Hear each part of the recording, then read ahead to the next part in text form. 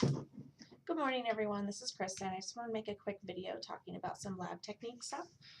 In lab, you might be asked to do some things that have measure different amounts, right? And so, for example, in the caffeine lab, you were asked to measure 4 grams of coffee. This is 4 grams because the lab doesn't matter, or 4.0 grams, I think it maybe said.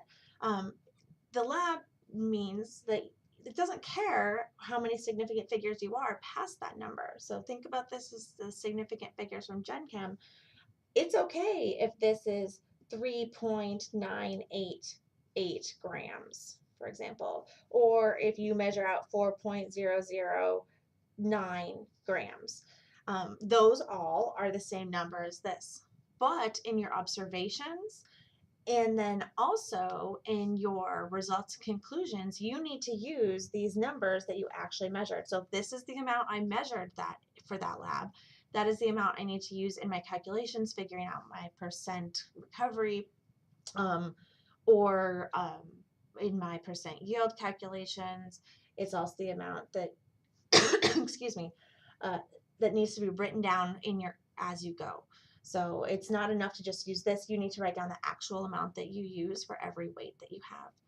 In addition, we want to use as many of these significant figures as possible. So you actually have accessible to you scales that measure down to the zero point 0.1 milligram level. So that's to this digit here. And so that is really important to make sure you use when you are working with amounts that could be as small as 3.8 milligrams. It is not a good idea to even try to weigh those out on scales that don't go out to that small of a digit.